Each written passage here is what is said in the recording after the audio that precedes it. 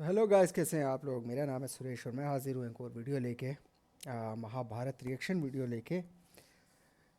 मैं काफ़ी एपिसोड कर चुका हूँ, 22-23 एपिसोड कर चुका हूँ। लास्ट टाइम मैंने किया था 24वां एपिसोड, और उसमें जो है जन्म हुआ है देवता द्वारा कुंती माता को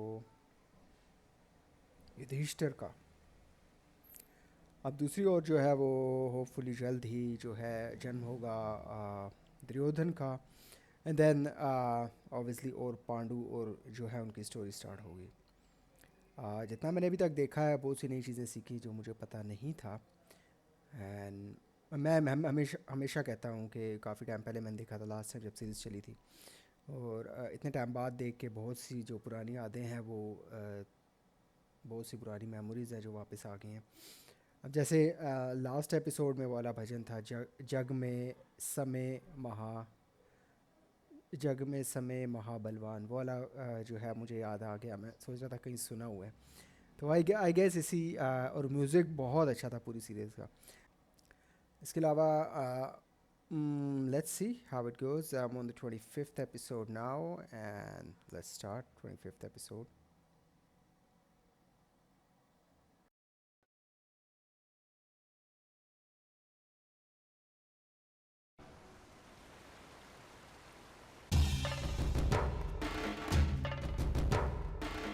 समग्र कुरु राष्ट्र को विदित किया जाता है कि कुरुकुल वधु कुंती की कोख से कुरु वंश की ज्योत प्रकट हुई है।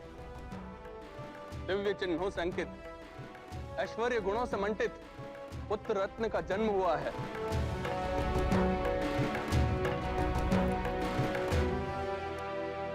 सम्राट शांतनु के वंश में इस शुभ अवसर पर महाराज धृतराष्ट्र स्वयं नगर में उत्सव पर्व की घोषणा करेंगे।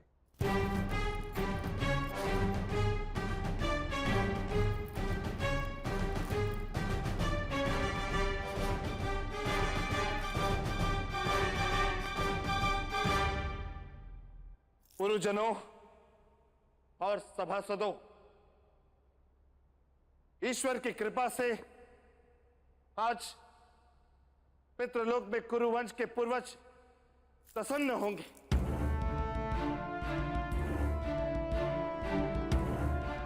उन्हें पिंडदान देकर संतुष्ट करने वाला कुरुवंश जन्मा है। मुझे अत्यंत आनंद हुआ है कि पूर्वजों को प्रसन्न करने का यह अवसर मेरे अनुज, मेरे प्रिय पांडु को प्राप्त हुआ है।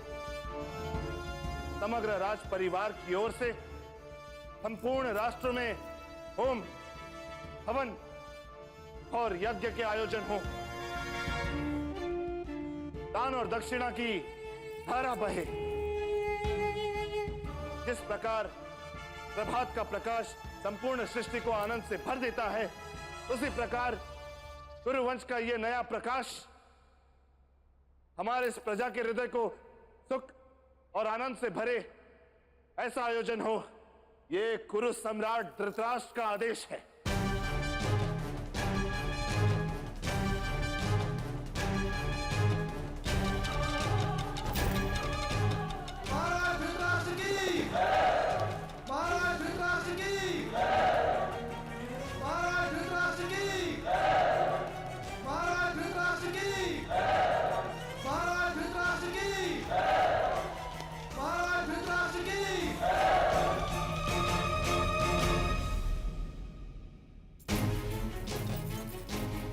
कहां है वो गांधार की कुमारी?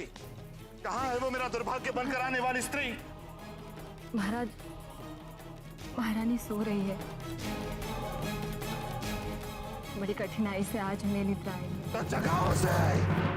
मेरे भाग्य को सदा के लिए सुला देने वाली उसे स्वयं निद्रा किस प्रकार प्राप्त हो सकती है? गांधारी! आर्य, तुम जाओ, जाओ, प्रतापी पुत्रों का वचन दिया था तुमने गांधारी। कहां है मेरे सौ संतान? कहां है मेरा उत्तराधिकारी? मेरे हृदय को शांत करने वाला, हताशा के नरक से मेरा परित्राण करवाने वाला मेरा पुत्र कहां है? कहां है गांधारी? मुझे पूरा विश्वास है आर्य, महादेव शंकर का आशीर्वाद विफल नहीं होता। परंतु ये कैसा आशीर्वाद दिया है तुम्हें ईश्वर ने? 100 पुत्र जो साम्राज्य निर्मित करें या 100 पुत्र जो अन्य की सेवा करते हुए जिए, जिनके स्वयं के जीवन अपमानजनक हो, उनके पिता का जीवन अपमानजनक हो, ऐसा आशीर्वाद मिला है तुम्हें?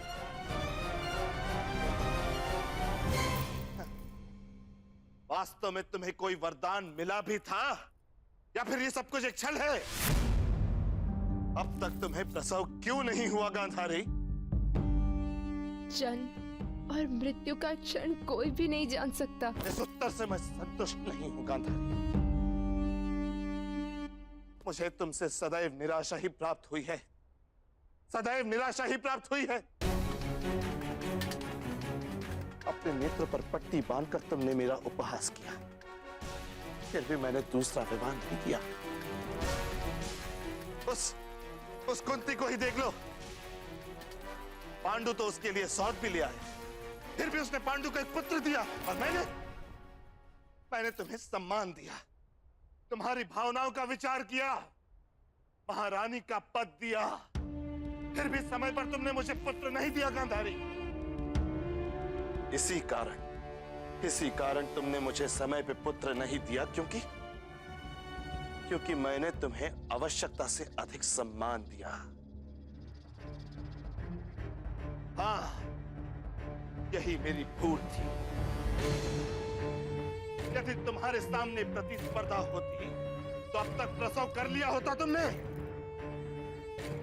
हाँ, मेरी ही भूल थी, किंतु अब इस भूल को शीघ्र ही सुधार लूंगा मैं गांधारी। जिस प्रकार समय पर तुमने प्रसव नहीं करके मुझे पीड़ा पहुंचाई, उस प्रकार अब मैं कुछ ऐसा करूंगा जिससे जीवन भर पद पद पर तुम्हें पीड़ा पहुंचेगी, पद पद पर पीड़ा पहुंचेगी, पद पद पर तुम्हें पीड़ा पहुंचेगी। आर्य,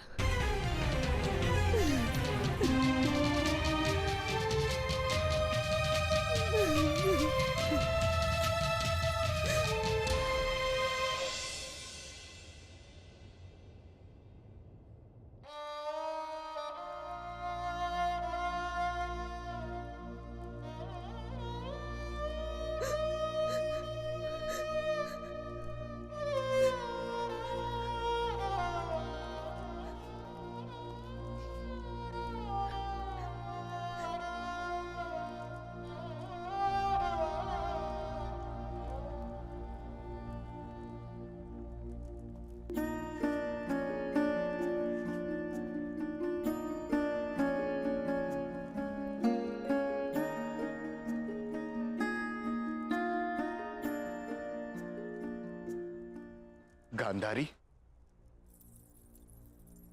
ऐसी अवस्था में रोना अच्छा नहीं होता बहन। तो मैं क्या करूं ज्येष्ठ भ्राता,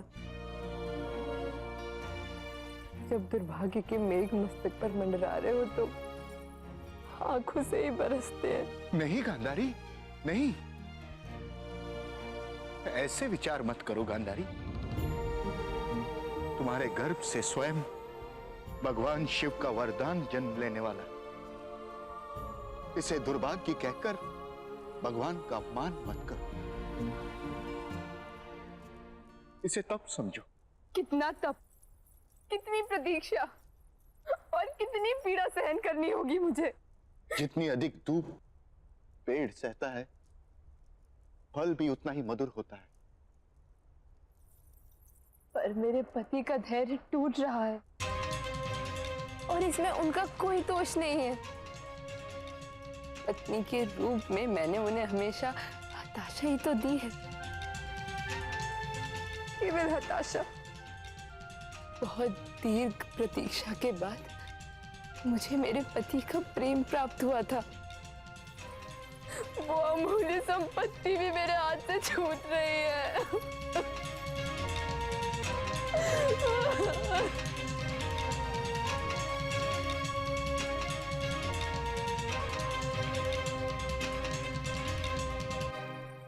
नहीं गांधारी, नहीं, महाराज की चिंता मत करो तुम।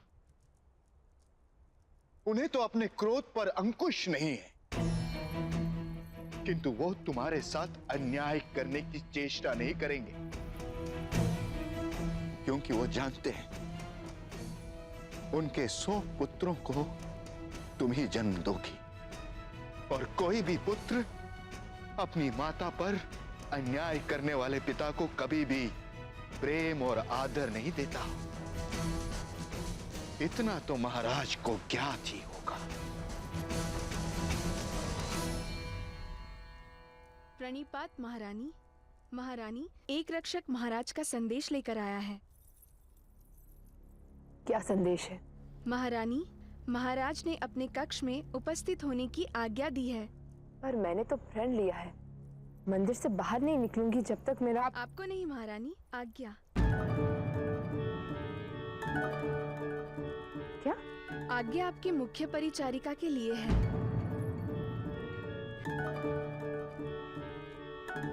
सुखता के लिए?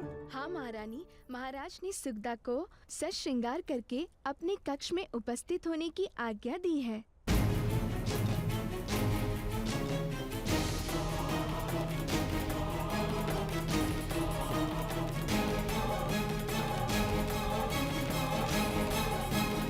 महाराज ने सुगदा को अपने कक्ष में उपस्थित होने की आज्ञा दी है।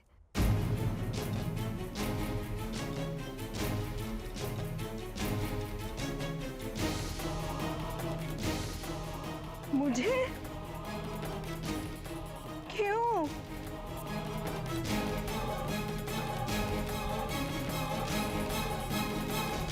कुमारी, मैं नहीं जाऊंगी, मैं नहीं जाऊंगी कुमारी। मुझे जीवन भर पीड़ा देने का ये उपाय ढूंढा है महाराज ने।